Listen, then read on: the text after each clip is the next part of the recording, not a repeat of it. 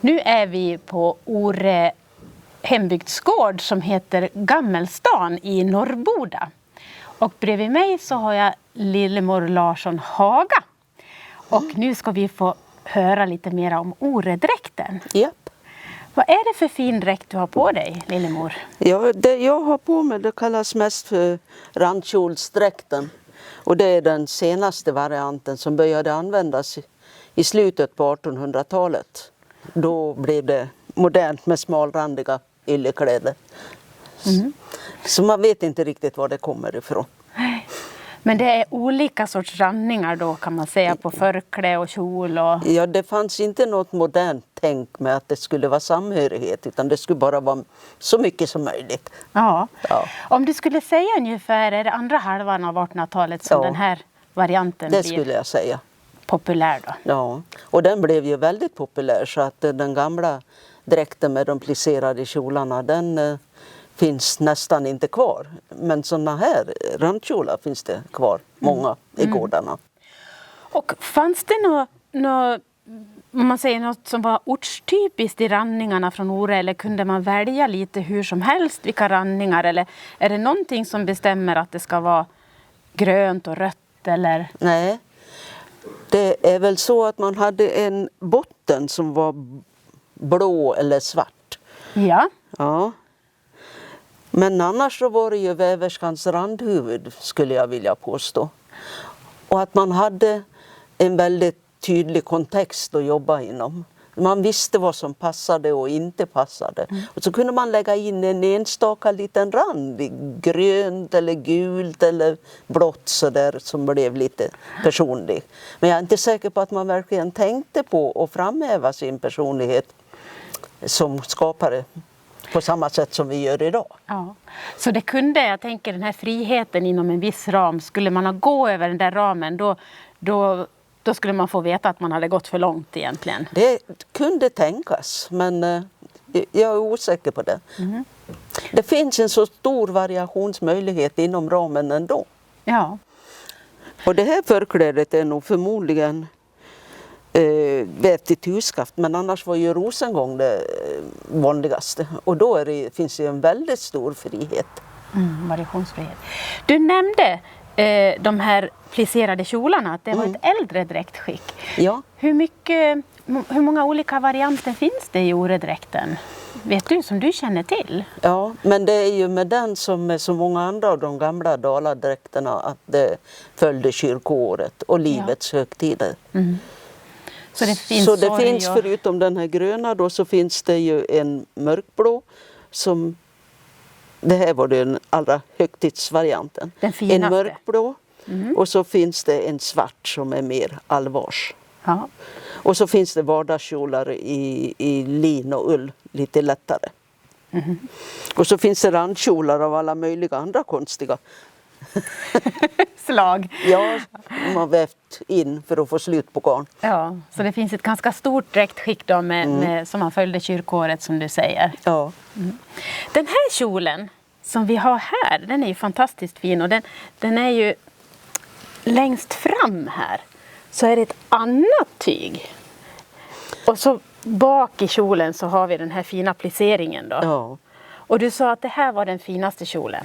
Ja, den är den som är värd mest. Som det kanske inte var alla som hade en. Men det var ju lätt att få låna när man behövde. Vem var det som hade den här? Ja, det var... I senare tid så blev det ju bruden och brudpigorna i den mån de hade det. Ja. Men jag tror att enligt det riktigt gamla skiktet så användes den till glad högtid lite mer. Ja. Men att det levde kvar i bruddräkten. Och den här är ju då plisserad. Har ni något annat ord för plisseringen här? Lagnad säger man ju på vissa ställen. Men inte det kan tänkas så det har jag glömt nu. Ja. Och det är ju ganska djupa veckor. Ja, det är de. Så det är ju verkligen handgjort om man säger så. Ja, grön. Ja, för du har ju lite saker. Vi pratar ju om bruden och brudpigan. Du har ju lite saker här. Vad är det för någonting? Det här användes till hårklädseln. Och då varit noga med hur man gjorde. Att man tog håret bak i nacken och så flätade man det. Det gör man inte annars när man sätter upp håret i håret. Men då flätades det och lades som en krona här bak. Ja. Och så låg lat över den där kanten med håret. Så det här kallar ni för la här då? Japp. Som ligger då bak i håret? Och där bak, där de där ändarna möts, där sätter man kuppen. Eller nackrosa. Nackrosa. Kunde den här se lite olika ut också eller var det här motivet precis? Nej, det var lite olika, men det var pärlor. Och det var ju gärna ett sånt här diagonalt zigzagmotiv. Ja. Men det var inte nödvändigt. Det var också efter broderskans fantasi. Vad hade hon mer då? Du har ju lite fler saker. Ja, och så på huvudet för övrigt och fram emot pannan då så ligger det såna här sidenband. Och det brukar vara 3 stycken som då sys fast. Och så hänger det ner en bra bit i nacken också. Ett sånt här sidenband brukar man sätta här på halsduken. Dessutom. Ja. För att det skulle vara extra fint då. Ja. Och sen är det ju de här halsbanden utav glaskulor. Som man har runt så många som möjligt. Ja. Så det riktigt skulle skina om bruden vid det här speciella tillfället. Ja. Så då har bruden den här gröna kjolen och så har hon det här i håret och så ett halskläde med ett band. Då. Vad har hon för livstycke då? Hon har rött livstycke. Precis som du har. Det är, ja. Jag hade väl gärna haft ett randigt livstycke. Det var olika randningar på alltihop. Ja. Men det finns ingen nytillverkning på såna här livstyckstyger, tyvärr. Nej, så då var det rött livstycke då. Du har någonting här också som du sa att kallas, det var lite speciellt för det kallas precis som i nås för pryska. Ni har samma det här ord är pryskan. Kjolsäcken. Kjolsäcken, ja. Precis. Som kallas för pryska. Som jag sydde 1976. Är det typiskt för Ore det där mönstret som du har? Ja. Nej, nästan varje pryska är olik. Men de är ju så här, de flesta. Med grönt och rött. Ja. Det kan vara 3 andra färger. Men det här är det vanligaste. Och det kommer till de senare pryskorna, då är det helt svart. Jaha. Ja, men det här är den äldre varianten. Då är det grönt och rött. Och de här krumelurerna, de är ju väldigt många olika. Ja. Och kan vara också, precis som randningarna, då, lite individuella då. Ja. Det finns stora möjligheter att hitta på något eget. Du har en speciell huvudbonad nästan som är som en hetta. Vad kallas den i Ore då? Ja, kartunshetta. Kartunshetta? Ja, Vad det är ju betyder kattun då. Jaha, kartunshetta. Ja. Och då blir det kartun här i Ore? Ja. Ja. Och jag skulle kunna haft ett halskläde utav kartun också, men jag kom inte sams med det idag. Så det fick vi den här istället. Det fick vi den. Och i mitt knä har ju jag någonting också som är väldigt speciellt för Ore. De här vantarna. Det brudgumsvantar kallas de då. Så det var väl vad jag tror vad det anses en gåva till brudgummen ifrån fästmön, den trolovade.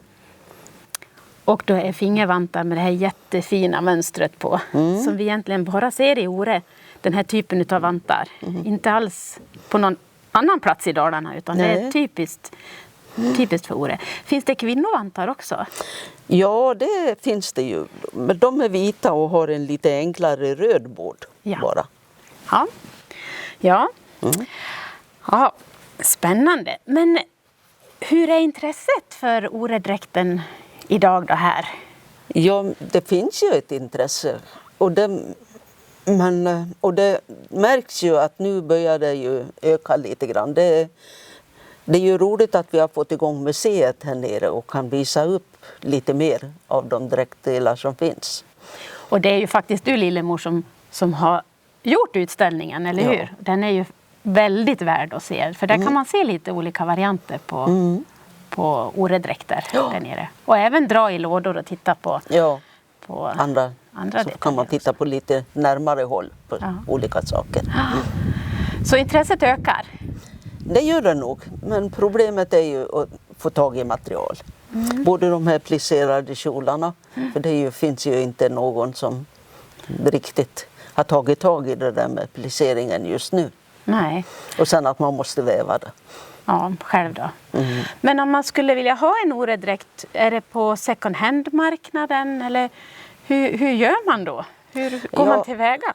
Ja, har man tur så kan man ju hitta någon där på handslaget i Rättvik där de säljer andra dräktdelar också. Ja. Det brukar hänga oredelar där. Och då får man köpa? Och då är det ju randkjol för det mesta. Ja, inte någon sån här fin kjol då heller. Nej. Så då är det mest på andrahandsmarknaden då? Ja, det är det. Det finns ju många kjolar i garderoberna hemma hos folk, men där hänger de nog bra. Ja, precis. Där hänger de inte i vägen. Ja. När ser man oredräkten då på sommaren då? Ja, midsommar. Midsommar. Ja. Och sen när det är någon tillställning här i Gammelstad så brukar det vara någon som har dräkt på sig. Ja, vi får hoppas att intresset ökar nu när man ser det här programmet då, för oredräkten. Att man kan samla ihop sig till något slags tillverkning. Ja. Och du berättar ju faktiskt också att just den här dräkten som vi har tittat på, den har ni till uthyrning, eller hur?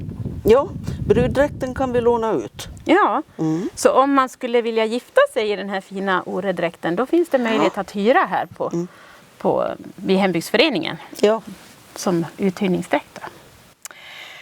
Du, vi ska ju få se på några varianter. Du ska få berätta om några varianter till här. Vi har några modeller. Men tusen tack Lillemor för att vi har fått komma hit och höra lite mer om oredräkten. Ja. Det var trevligt. Ja, det var kul tycker jag också. Ja, tack ska du ha. Ja, tack. Ja, hej, Lillemor här igen. Nu ska jag visa några varianter av oredräkten som också används. Särskilt den här kjolen med det här röda livstycket och den blå plisserade kjolen används mycket. Och då är det så att med den här variationen med vitt halskläde och vitt förkläde, då är det till en glad högtid. Man kan också ha den med en blå rand på. Ett förkläde som har en blå rand i, och då blir det till en lite mer allvarsmättad högtid. Är det riktigt ledsamt så att säga, då har man en svart kjol. Om man kan få tag i den, men det är svårt idag. Så då blir det den här blå kjolen. Och så har Brita fått på sig en hatt, en sån som bärs av gifta kvinnor.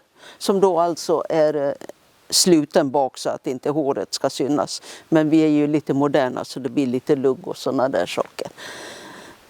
För att få hatten att sitta riktigt bra så måste man ha det uppsatt på det där gamla sättet. Och det är ju inte många som har sånt hår nu för tiden.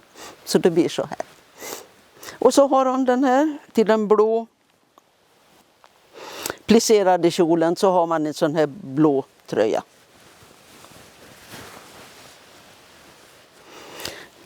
Ni ska titta extra på de där fina skorna. För de är kopior av gamla. De är faktiskt bruna och ska så vara. Och sen här, längre bort här, så har vi Olle då i mansdräkten. Och här, den kan vara antingen blå eller svart beroende på tillfälle. Med västen och knäbrackor och kort tröja och hatten. Och så håller han upp en rörande väst som man också kan använda. Och halsduk runt halsen knuten fram. Om jag tar den där så kan du visa upp den där fina gamla rocken så vi får se hur den ser ut inuti. Hur välarbetad den är. Det är riktigt fint skräddararbete. Jo, det vill jag säga om den här fina kjolen.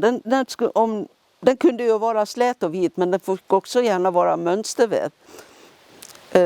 Här är det ju kamris med blommor, men det kan ju vara med litet randmönster också, lite halvgenomskinligt och sådär.